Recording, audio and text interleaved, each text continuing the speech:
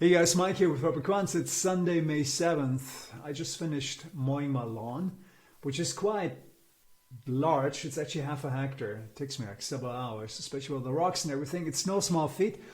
And I thought it's time to give you guys a little update on the stuff I've been working on over the last week or two. So let's jump right in. It has to do with our old system, Cryptonescence, which we traded very well in 2021. Especially 2022 was a dud. We were mostly in cash, right? You can see cash for like, God, 7, 8 months or so. I mean, we started being in cash like in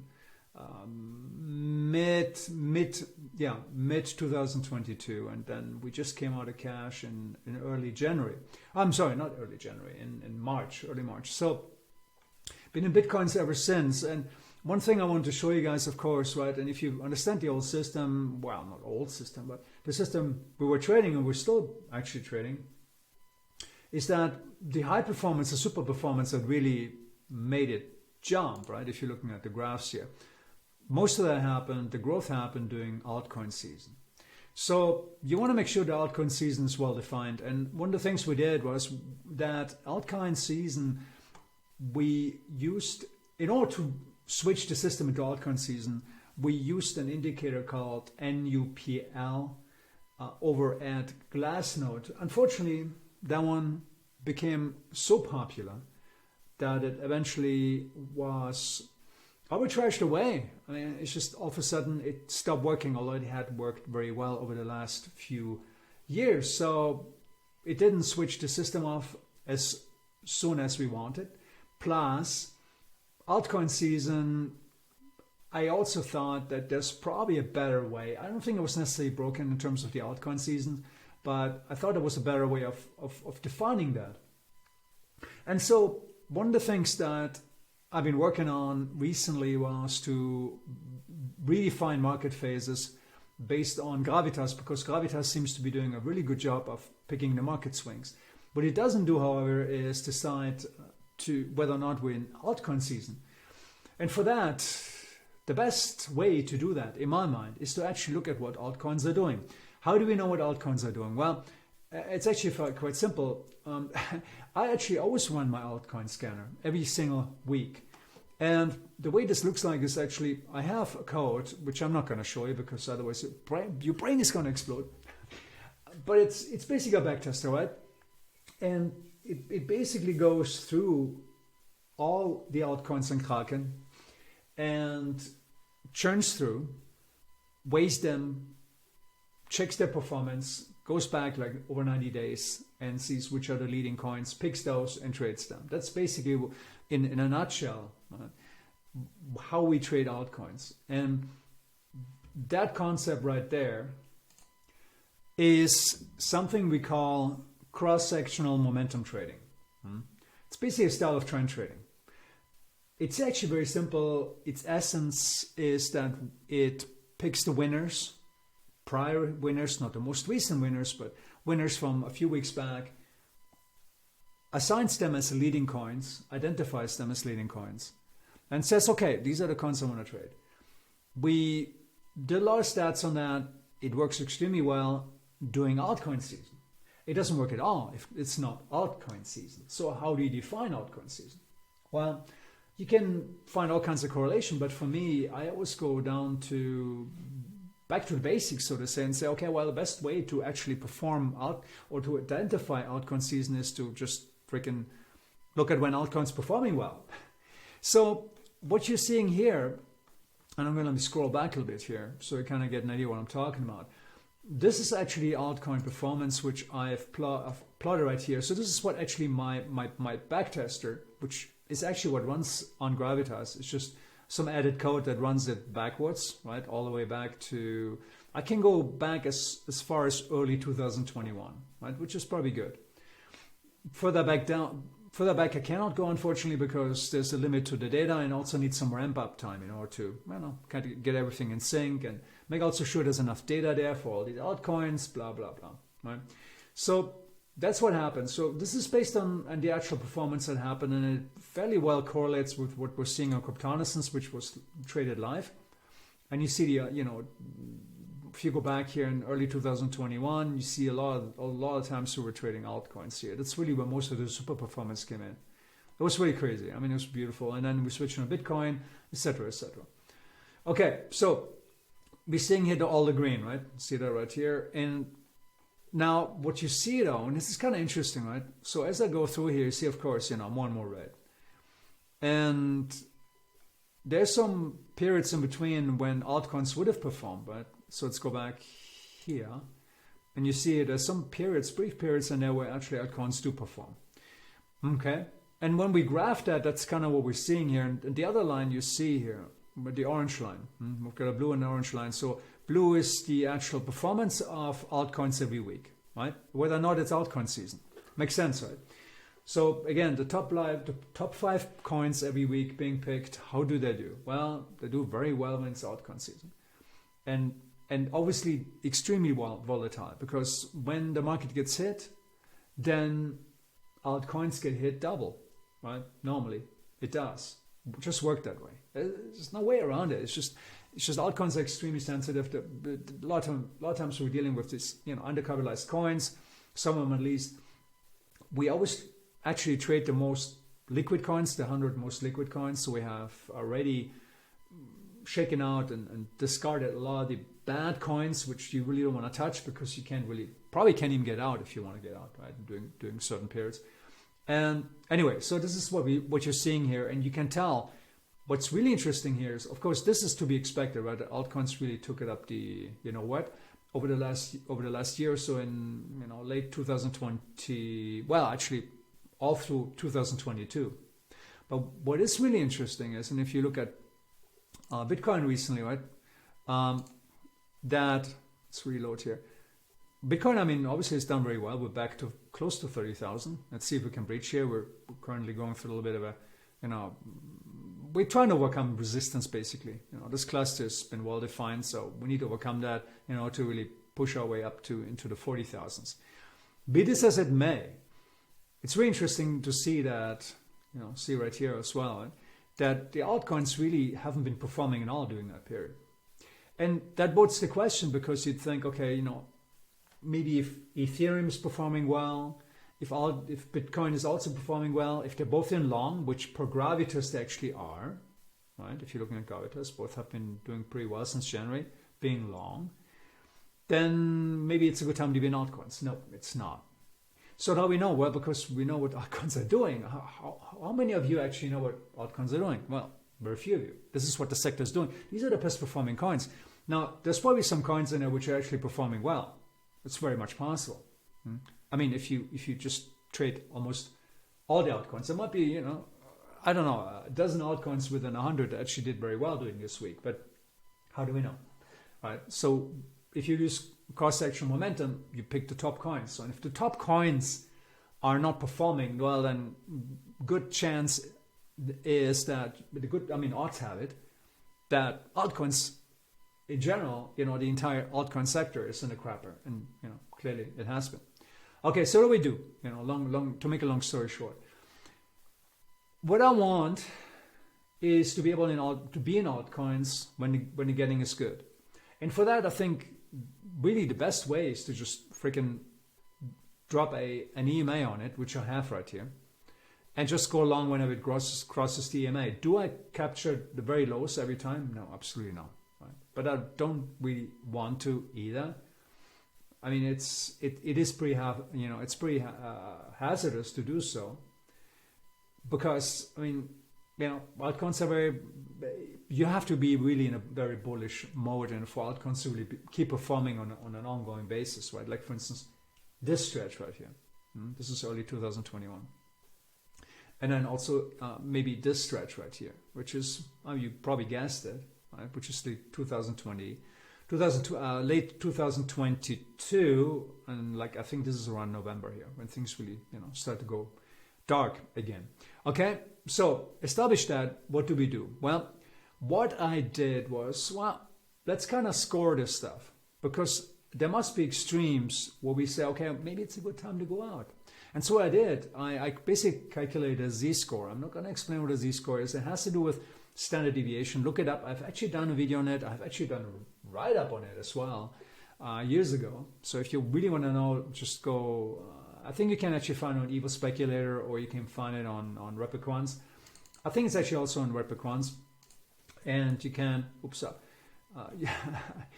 You can find a nice write about the z-score, but it's a common algorithm. It has to do with standard deviation and ranking standard deviation. And here, I actually have a very small length, which is only 7. And then I slapped a 1 standard deviation, basically a 1 standard deviation boundary on it, right? Up and down. So basically a standard deviation on the z-score, if that makes any sense, right? I mean, I wanna see here how far I'm out, right? And then I put a boundary on it to kind of like define the threshold. If that makes sense. So first you calculate the z-score.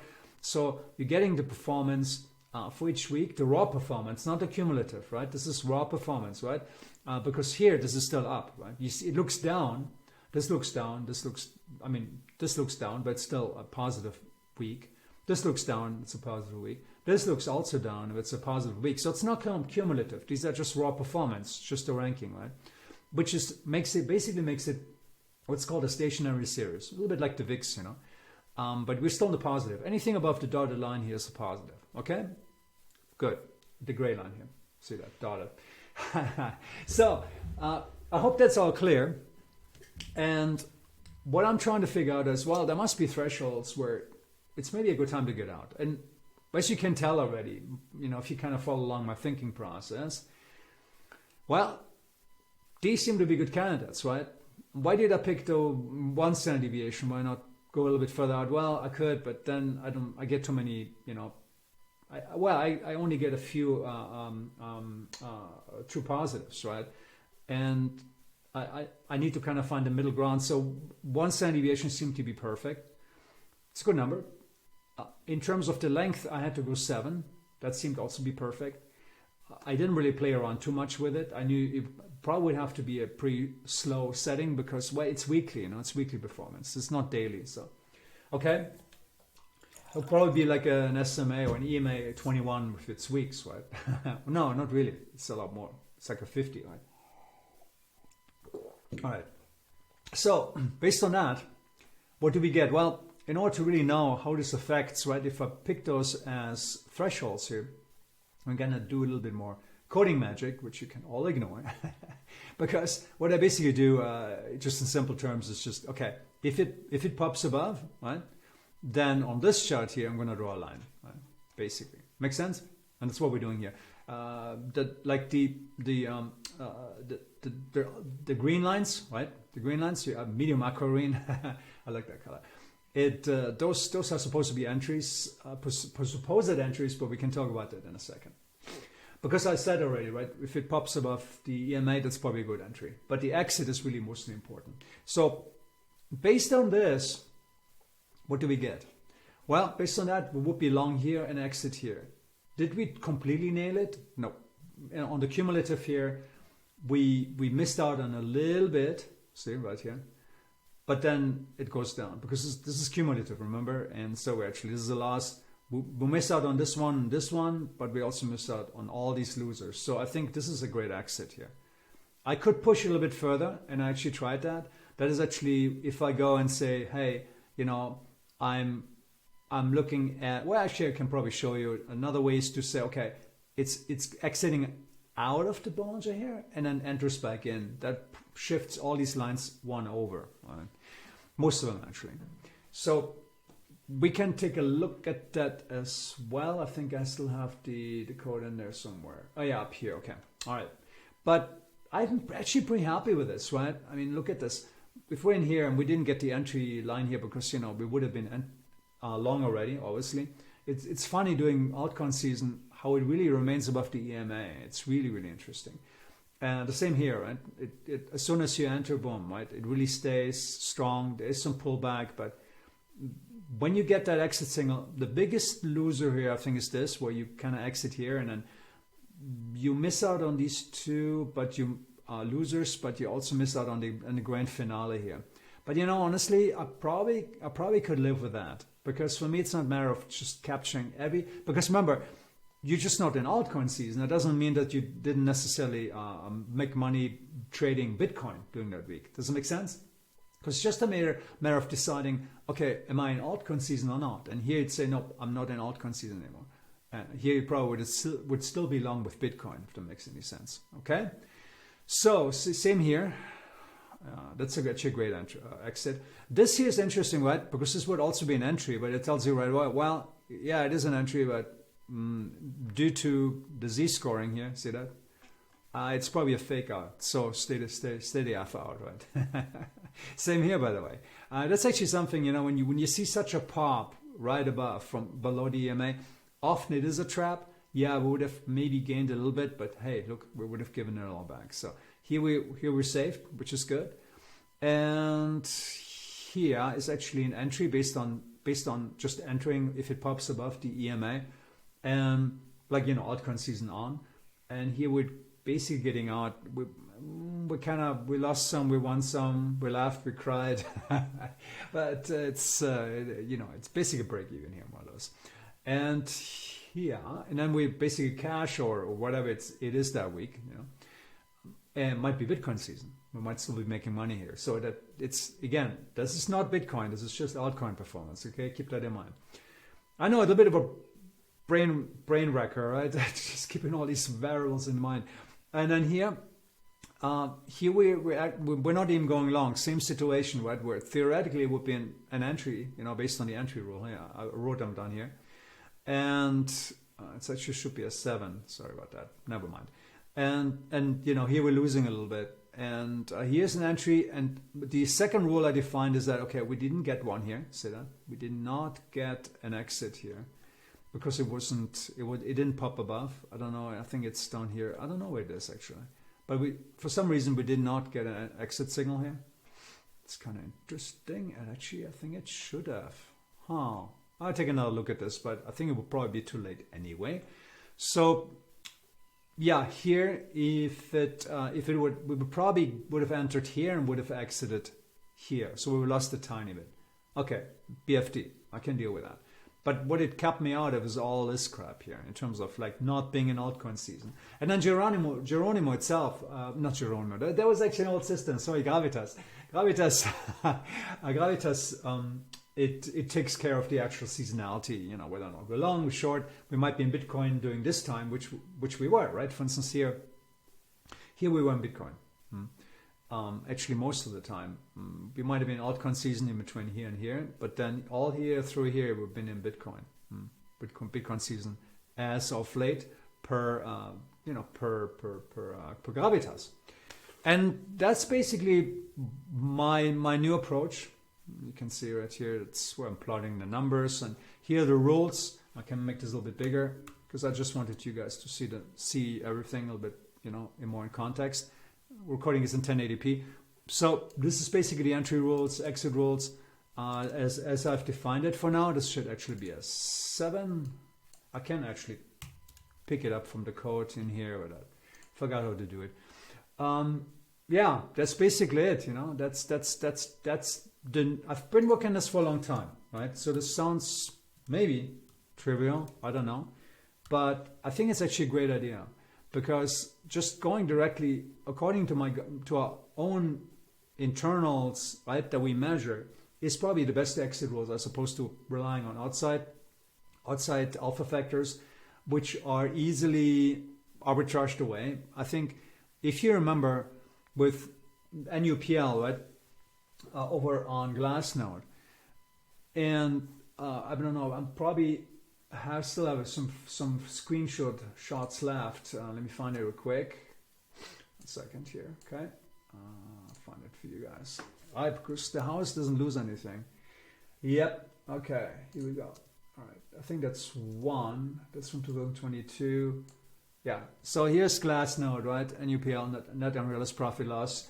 This right here used to be our off switch. I mean, that's for Bitcoin. We also had another one which was for altcoin season, and it was a little bit higher, and that was basically running against Ethereum, actually, not on Bitcoin. And when we were popping above a certain threshold on Ethereum, it would supposedly switch altcoins on, And also, if it would drop below a certain threshold, it looked similar. I don't think I still have it as a screenshot. Maybe I have it in some old documentation, but I could dig it up. But I think you can imagine if this was running against Ethereum, it would have served as an off switch as well for altcoin season. But we're not using it anymore, mainly because it has been arbitraged away, and it probably has been arbitraged away since like 2019. Worked like a charm, like really before it was awesome. But when everyone starts looking at something, it's per my old rule. Some of the old timers probably remember my old rule. What everyone knows is not worth knowing. That's my old rule. What everyone knows is not worth knowing, at least in the market. What everyone knows is not worth knowing, because as soon as everyone knows something, it was the same with volatility trading just a few years ago.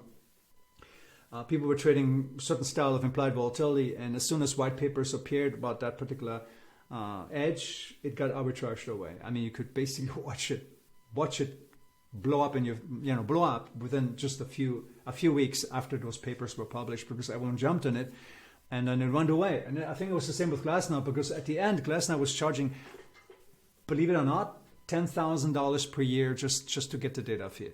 $10,000 to get this freaking chart that I just showed you. Okay, so that kind of shows you, everyone was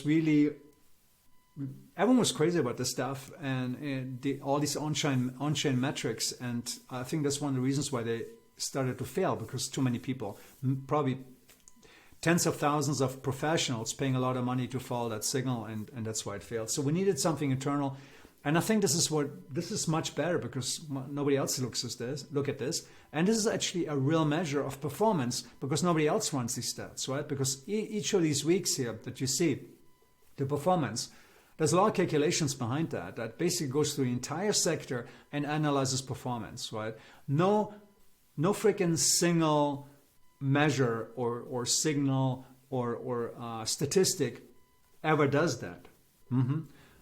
That's why cross-sectional momentum is so important, and why it works so well. And I thought, well, might as well put it to use as an off switch as well, because you can look at an abstraction, or you can just say, hey, what is the altcoin market doing? Is it working or not?